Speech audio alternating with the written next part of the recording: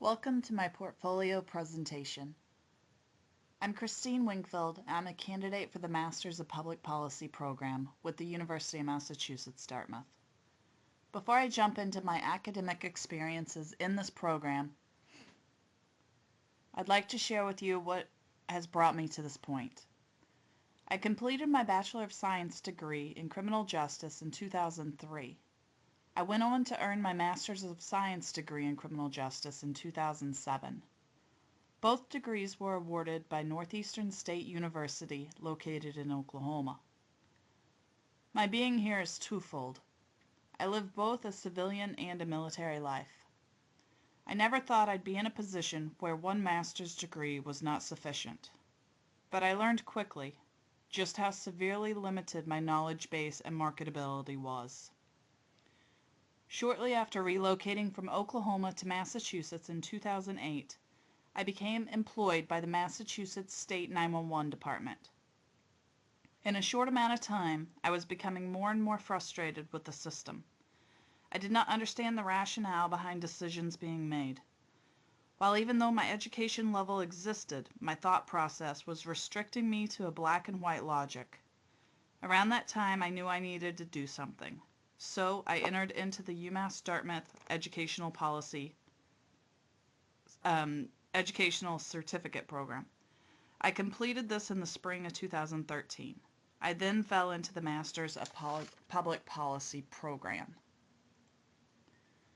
My presentation objectives incorporate a reflective assessment of academic experiences and this experience with my past, present, and future opportunities. The coursework in this program afforded me establishing a foundational knowledge base in public policy. In POL 500, Public Institutions and Policy Process, this course allowed me to apply legislative changes with women in combat. Analyzing the legislative process through various branches of service provided me a deeper understanding that the legislative process cannot simply just make that change. The change had many ripple effects. A transition plan had to exist. Millions of dollars had to be appropriated to support those changes. In PLL 530, Policy Analysis, I reviewed methodology, data collection, feasibility, and impacts. This course gave me the best foundation for this entire program. It went into details on decision-making processes and the rationale for those choices. This particular course is where I found myself analyzing both my civilian and military career in a whole new light. POL 540, Microeconomics, was definitely the most challenging course for me in the entire program. The theory of price determination and resource allocation. However, that being said, I have been able to apply this into my position in the public sector. Even though I struggled, I am now able to apply it, and one of the most current projects is with the City of Revere that I'm currently working on. In PLL 580, Statistical Analysis, it gave me the tools I needed to properly be able to reflect descriptive statistics, probability, and sampling. Since this course, I've incorporated these methods into each active project I'm currently working on with my bosses. Recently, my bosses are reconsidering our current funding process due to the evidence I was able to produce to them showing our deficiencies. In POL 581, Research Methods for Public Policy, techniques were introduced using a mixed methodological strategies.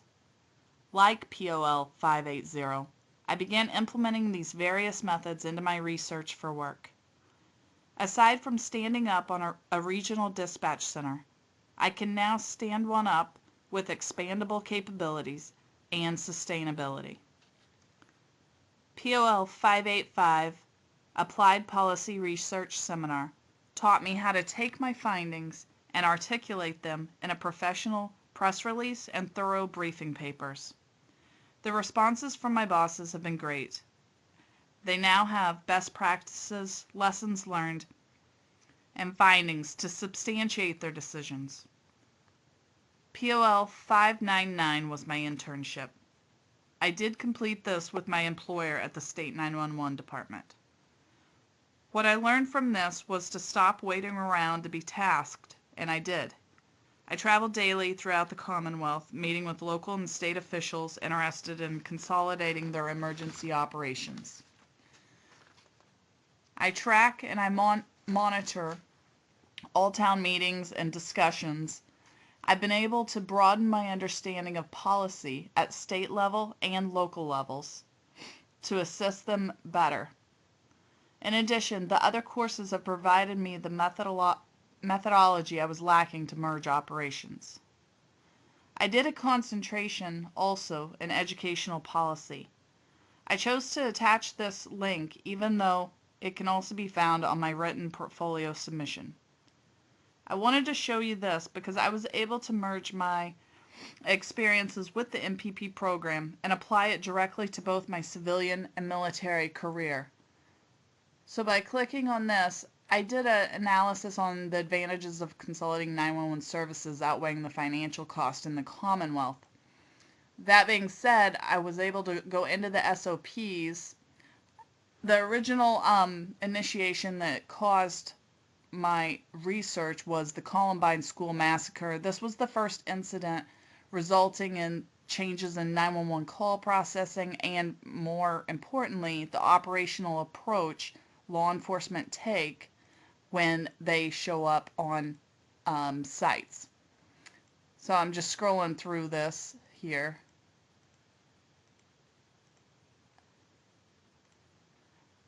That can also, if you want to review that, like I said, is in my written submissions.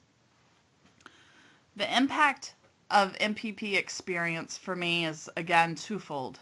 I hold a civilian position with the State 911 Department. I'm improving statewide interoperability among public safety agencies. This has helped me advance through the techniques I've learned on operational side and improved my dynamics I take with other state officials and working with MEMA and the statewide interoperable radio system personnel. With the U.S. military, it's improved my organizational structure locally based upon understanding how legislative decisions come to fruition.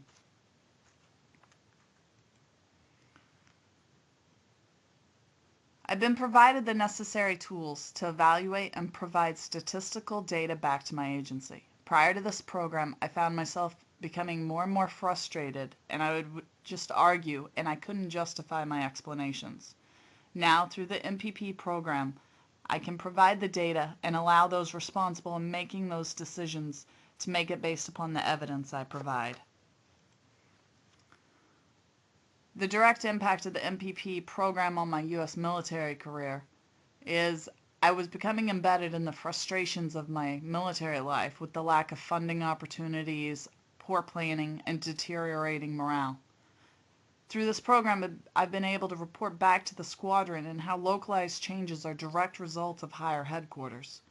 Understanding the military structure of policy making has strengthened me so that I can uphold the values, rationale, and impacts of those decisions that do come out of Washington. So what does the future hold for me?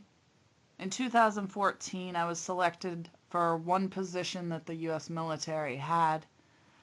I am tasked to receive that position in 2015. This affords me the opportunity to discuss the interoperability among state, local, federal, and international agencies. The knowledge gained through this program has better prepared me to gather the data from those supporting agencies so that we can all compare and contrast the statistical data to strengthen our knowledge base. This is an invaluable experience that will provide the agencies with much needed data. I'll also continue my employment at the State 911 Department. In the fall, I'll be tasked with a deployment for the following year in security forces.